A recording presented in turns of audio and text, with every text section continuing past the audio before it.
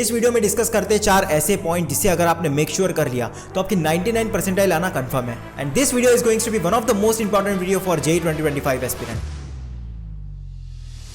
पहले सारे पॉइंट को शॉर्टली डिस्कस कर लेते हैं, उसके बाद में उसे एक्सपांड करेंगे। सो पॉइंट नंबर 1, आपको अपनी 11th बिना बैकलॉग के साथ में क्लियर करनी पड़ेगी। 11th बर्बाद, ये वर्ड आपके डिक्शनरी में होना ही नहीं चाहिए। पॉइंट नंबर 2, आपको 12th स्टार्ट होते ही conversion of the marks start करनी पड़ेगी। देखो जेईई की प्रिपरेशन 3 हिस्सों में डिवाइड है। सबसे पहला होता है लर्निंग, जो आप लेक्चर्स के थ्रू थ्योरी सीखोगे। सेकंड होता है एप्लीकेशन, जब आप क्वेश्चन सॉल्व करोगे तब आप उसमें एप्लीकेशन ऑफ थ्योरी लगाओगे जो आपने थ्योरी में पढ़ा है। और स्टेप नंबर 3, आप थ्योरी और एप्लीकेशन ऑफ अ क्वेश्चन को मिक्स करके आप उसको मार्क्स के अंदर में कन्वर्ट करोगे अपने फाइनल एग्जाम के अंदर में। और सबसे ज्यादा इंपॉर्टेंट यही प्रोसेस है, लेकिन इसको सब लोग अपना सिलेबस कंप्लीट होने के बाद करते हैं जब एग्जाम को सिर्फ 1 से 1.5 महीना बचा हुआ था। और यही प्रोसेस आपको 12 से स्टार्ट करनी है, क्योंकि जब आप सारे उन टॉपर्स को देखोगे जो ऑफलाइन कोचिंग से पढ़े, जिन लोगों ने ऑल इंडिया रैंक अंडर 100 आई है, वो सारे लोग 12 से ही कहीं ना कहीं अपने टेस्ट के अंदर में एक पोजीशन बना के रखे थे। पॉइंट नंबर 3, आपकी 11th कंप्लीट होती ही आपको रिवीजन लूप चालू करें। अब रिवीजन लूप क्या होती है इसे हम आगे डिस्कस करते हैं। नाउ पॉइंट नंबर 4, ये सबसे ज्यादा इंपॉर्टेंट पॉइंट है, जिसके बिना ये तीनों पॉइंट अधूरे हैं, बट इसे डिस्कस करते हैं आगे। So let's start this video. देखो 11th को बिना बैकलॉग के क्लियर करना इसलिए ज़्यादा इंपॉर्टेंट है क्योंकि आप ऐसे 95 to 98 एस्पिरेंट देखोगे जो लोग ये कहते हैं कि हमारी 11th बर्बाद है। और अगर इतने मेजॉरिटी ऑफ द एस्पिरेंट की अगर 11th वेस्ट होती है और वही अगर आप उसको प्रॉपरली कवर कर लेते हो तो आपके पास में एक एडेड एडवांटेज होगा। और अगर आपका 11th का ही बैकलॉग बन रखा है और अगर आपका 11th का ही बैकलॉग है तो 12th में आपके पास में वैसे ही समय नहीं होता। अगर आप 11th रिवाइज करने में लग गए, 11th कवर करने में लग गए,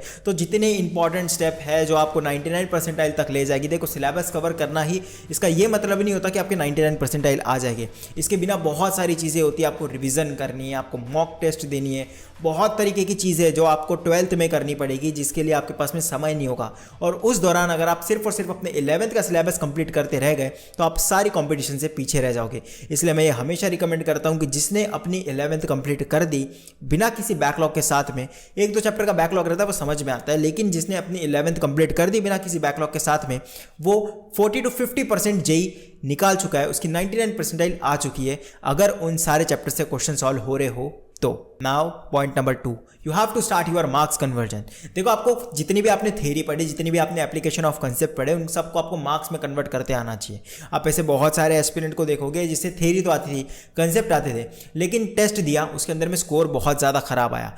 उसके बाद में जब वो एनालिसिस करने बैठता है तब उसको ये पता लगता है, और आपने भी ये चीज़ बहुत बार एक्सपीरियंस की होगी कि आप हमेशा ये रियलाइज़ करते हो कि ये क्वेश्चन तो मुझे आता था, अगर मैं इसे इस तरीके से सॉल्व करता या अगर मैं टेस्ट को प्रॉपरली इस तरीके से मैनेज करता तो शायद मेरा स्कोर इस समय से बहुत ज़्यादा होता। और यही वो स्किल है जहाँ पर ज़्यादातर लोग सिलेबस कंप्लीट करने के बाद भी पीछे रह जाते हैं, जिसके कारण उनकी अच्छी परसेंटाइल नहीं आ पाती। एग्जाम में टाइम मैनेजमेंट, कौन सा पेपर पहले सॉल्व करना है, कितने क्वेश्चन को, कैसे क्वेश्चन को कितना टाइम देना है, कौन से क्वेश्चन को कितने समय में हमें छोड़ देना है कि हम उसे सॉल्व ही नहीं करेंगे, गलत अगर क्वेश्चन हो रहा है तो उस पर मैक्स टू मैक्स कितना टाइम जाना चाहिए, ये सारी चीज़ें बहुत ज़्यादा इंपॉर्टेंट है। अगर आपने पूरा सिलेबस भी कर दिया और आपको ये सारी स्किल्स नहीं आती तो आपका टेस्ट में स्कोर बिल्कुल भी अच्छा नहीं आएगा। और वही आपको ये सारी चीज़ें मास्टर करने के लिए 1 मंथ बिल्कुल इनफ नहीं है, आपको इसके लिए बहुत सारी टेस्ट देनी पड़ेगी। एटलीस्ट आपको 1 साल की प्रैक्टिस तो होनी चाहिए। और इसलिए मैं आपको ये बताता हूँ, हमेशा हर टॉपर भी यही फॉलो करता है कि वो 12th से उसका टेस्ट देने का तरीका बहुत ज़्यादा स्ट्रॉन्ग होता है। वो टेस्ट दे देकर ये सारी चीज़ें सीखते जाता है, कन्वर्जन ऑफ मार्क्स सीखते जाता है। अभी तक आप सारे क्वेश्चन सॉल्व कर रहे थे बिना टाइम के, अभी आपको सारे क्वेश्चंस को टाइम बॉन्ड के अंदर में सॉल्व करना स्टार्ट करना है। 11th से सीख कर अपने 12th के अंदर में जब भी आप नए क्वेश्चन सॉल्व करोगे तब उन नए क्वेश्चंस को आपको बिना टाइम बॉन्ड के बिल्कुल सॉल्व नहीं करना है।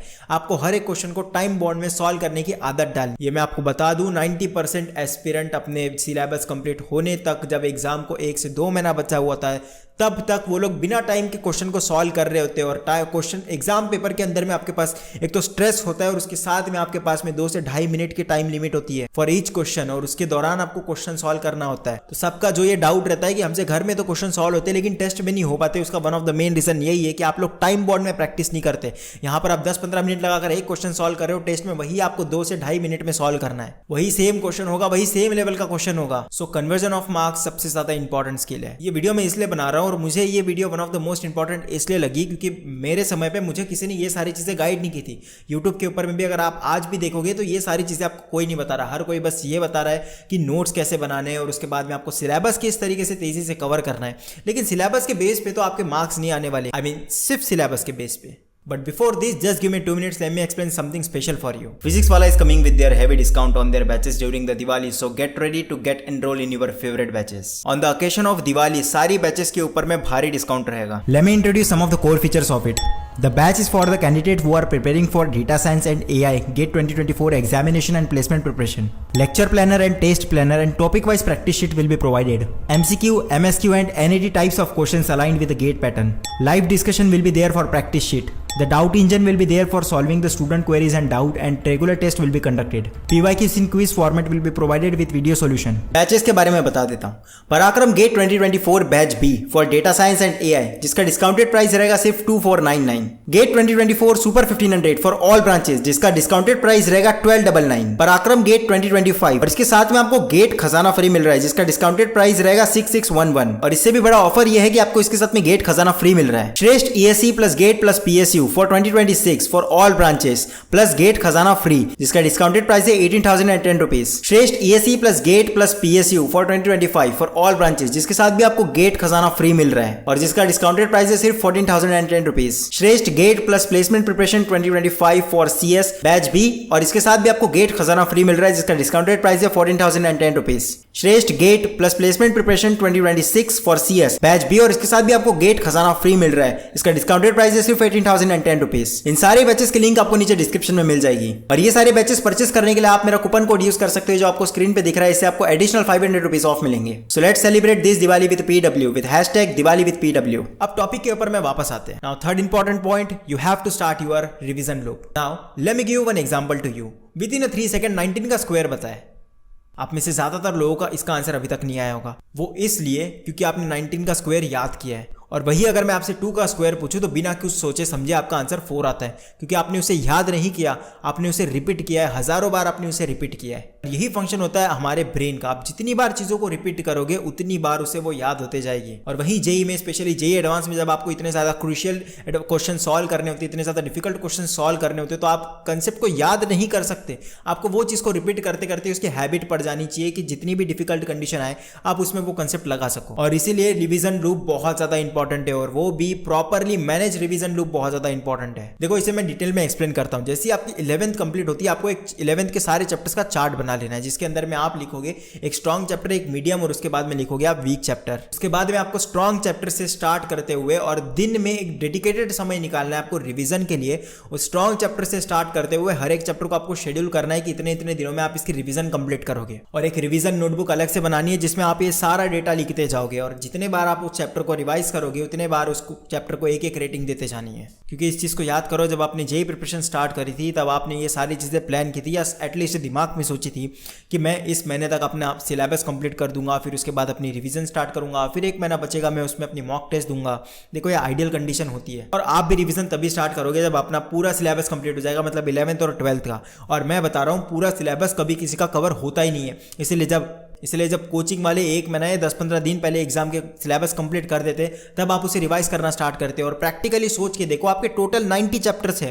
90 चैप्टर्स आप किस तरीके से रिवाइज कर पाओगे अगर आप एक दिन में एक चैप्टर भी करते हो, फिर भी पॉसिबल नहीं है. और इसलिए जो 11th कंप्लीट होते ही अपनी रिवीजन स्टार्ट कर देगा, एक रिवीजन के लिए डेडिकेटेड टाइम देकर, उसके पास में वो सारा रिकॉर्ड रहेगा कि इस चैप्टर को मैंने इतने बार रिवाइज कर चुका है. और उसके बाद वो पूरा लूप चलते जाएगा आपके रिवीजन का, जिससे आपको बाय हार्ट सारे कंसेप्ट याद हो जाएंगे. और वही एक सिचुएशन आप अज्यूम करके देखो, 2 स्टूडेंट है, एक आप हो जिसने ये सारी प्रोसेस को फॉलो किया है और एक ऐसा स्टूडेंट है जो सिर्फ और सिर्फ सिलेबस कवरेज के ऊपर में फोकस करते गया.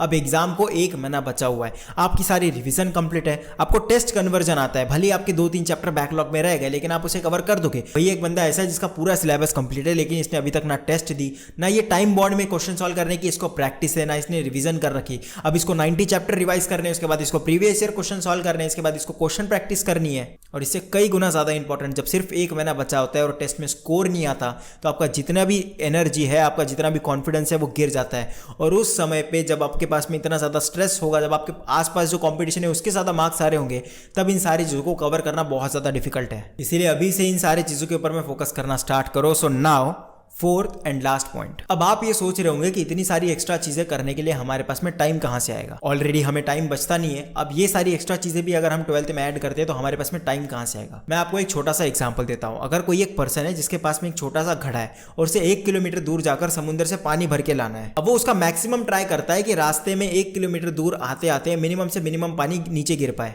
लेकिन वो चाहे जितना ही ट्राई कर ले, अगर उसका घड़ा ही छोटा है तो वो एक लिमिट से ज्यादा पानी कभी ला ही नहीं सकता। इसलिए आपको अपना घड़ा बढ़ाने की जरूरत है, अपना स्टडी टाइम बढ़ाने की जरूरत, और वो तभी बढ़ेगा जब आपकी रिस्पॉन्सिबिलिटी बढ़ेगी। जब आपके पास दिन में 10 चीजें करने के लिए होगी और वो सारी चीजें फॉलो नहीं हो पाएगी तो दिमाग के ऊपर ऑटोमेटिक स्ट्रेस बिल्ड होना स्टार्ट होगा कि मैंने बुक में ये सारी चीजें लिख तो रखी है लेकिन इससे तो 50 to 60% भी फॉलो नहीं हो पा रहा, और तब डिस्ट्रैक्शन कम करने की जरूरत नहीं पड़ेगी, वो ऑटोमेटिक बंद हो जाएगा। सो माइंड माय वर्ड, देखो अगर वक्त रहते बदल गए तो अच्छा है, अगर वक्त ने बदला तो बहुत ज्यादा मुश्किल होगी। Hopefully this video will help you to promote algorithm. Make sure you like and subscribe this channel. This is Dheeraj from IIT Madras signing off.